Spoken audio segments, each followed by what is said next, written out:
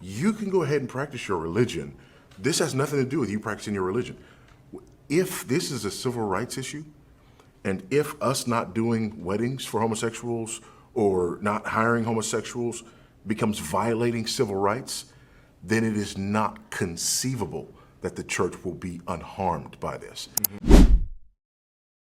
So Russell, Voddie, a lot of Christians seem to lose their footing when they're talking with a neighbor about homosexuality in trying to explain why it's wrong. I mean, they know how to quote maybe a couple Bible verses, but explaining the wrongness of it, especially when the response is, well, it's not hurting anybody, so how could it be wrong if it's not harming anybody? What would you guys say to that? Well, I would say, first of all, you have to ask, what is this for? What is sexuality for?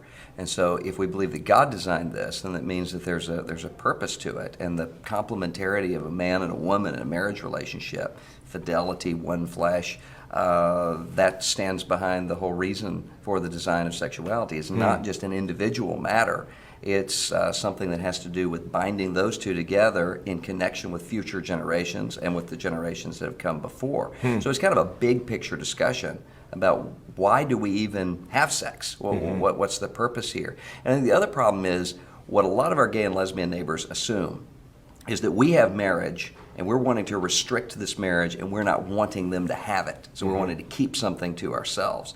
What we're saying is not, we don't want you to be able to get married. We're saying that same-sex marriage is impossible based upon what sexuality and what marriage is. So it's not that we're trying to disappoint our neighbors. We're saying this is for the good of human flourishing, and we love you. That's the reason why not only do we say that we think there's some restrictions for you, there's some restrictions on us in terms of what this looks like. Yeah, and there always have been. Yeah. And I think that's an important point. And I think people also need to understand two things. One, we say it's not harming anybody, it's me in my bedroom. Well, the current debate about marriage explodes that myth. This is not private. This is pressing upon culture as a whole. And because they framed it in civil rights language, it means that this is the greatest farce ever. You can go ahead and practice your religion. This has nothing to do with you practicing your religion. If this is a civil rights issue, and if us not doing weddings for homosexuals or not hiring homosexuals becomes violating civil rights, then it is not conceivable that the church will be unharmed by this. So that myth is exploded. This is not private, this is public. The other thing is that all legal decisions are based on principles and established precedent. And right now the principle is, sort of the Beatles mentality. All you need is love. Well, if that's the case, if marriage is based on popular opinion and who loves each other, the 50-year-old man and the 12-year-old boy, the man and his daughter, so on and so forth. And everybody say, oh, red herring. No, not once the principle is established. So this is not private, and it doesn't stop here. Yeah, I think we ought to even challenge the principle that just because something doesn't harm, that takes it out of the realm of morality. Yeah. If you cheat on your wife and she never finds out about it and you lie about it, is it wrong? And I think most people would say yes, because lying is inherently wrong. Yeah. And then the other thing is realizing that a lot of times harm does not reveal itself immediately. Right. If you are violent towards someone, that's an immediate effect. But you have to look at the long-term effect of the harm.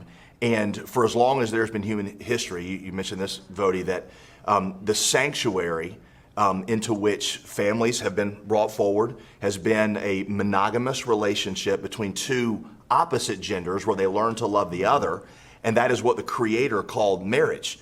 The Achilles heel right now of I think of the homosexual so-called marriage debate is just the utter lack of monogamy.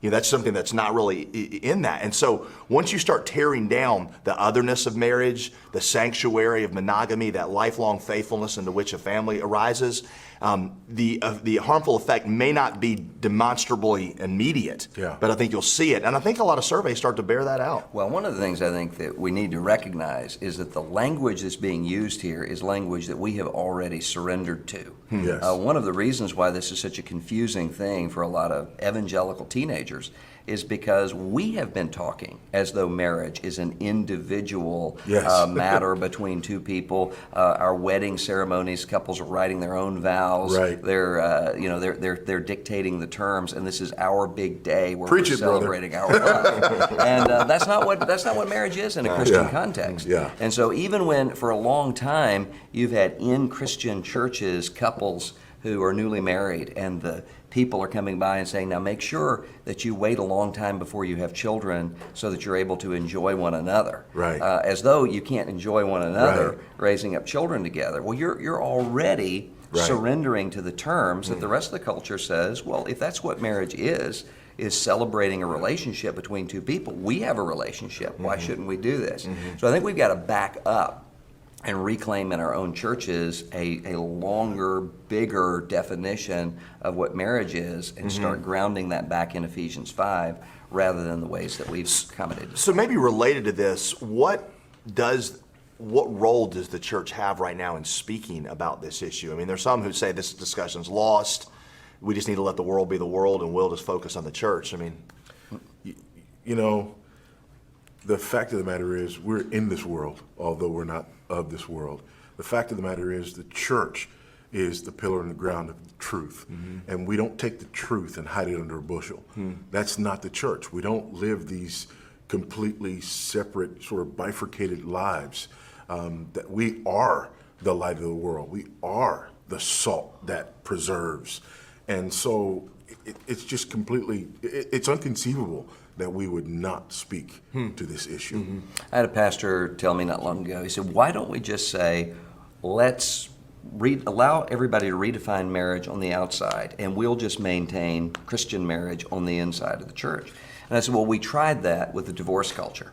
Yeah. And what happens? We wind up with churches that have said, we're just going to allow this to take place, no fault divorce on the outside, not speak to it, and then speak to it internally, and that collapses into the church. It transforms the nature of the church, number one.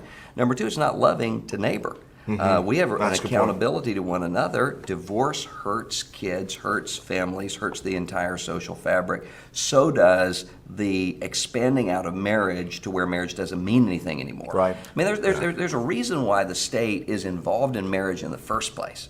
State doesn't have anything to do with registering people as friends. Doesn't have anything to do with those things. It has an interest in male-female marriage because male-female marriage can lead to something very dangerous for the state, and that is children. And the state has to say, who is the father of this child? Who's accountable for paying for this child? That's the distinction there. and you think also the spiritual danger. I mean, just thinking of the role of the church as priest in the community. 1 Corinthians 6, those who practice such things cannot inherit the kingdom of God. This is in many ways a gospel issue because we fail to preach here. Absolutely. You know, I think of John the Baptist. I've thought about him in this culture. You know, I mean, just think about the absurdity of his death, and you can hear the critics today say, well, see, that's what you get from messing around in politics. Right, of course Herod's going to sleep with his brother's wife because they're the world. We got the world be the world. Yeah. Why are you surprised? Right. That just kills me when people, why are you surprised? Like, Jesus called him the greatest prophet that had ever lived. Yeah. You know, up until his time. And you think of where is the spirit of John the Baptist who, I mean, are we willing to, the spirit of John the Baptist's the spirit of John the Baptist's enemies is at work within them today, but where is the John the Baptist in our culture? Let me say quickly, and a hearty amen to that, but thank you for addressing what I think are two core issues as it relates to responding to the culture. Because they say, on the one hand, well, now you guys are concerned, but nobody says anything about divorce. That's a flat out lie. I mean, we've been talking about this for a long time, and there's a long paper trail of us, talking about this and dealing with this for a long time.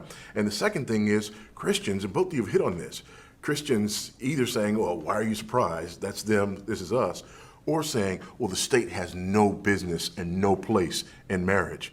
And I think you just succinctly addressed Nobody that. believes that. Yeah, it's Unless you have children Yeah. who are abandoned on the side of the road, and the state has no interest. If that's the kind of world you want to live in, Right.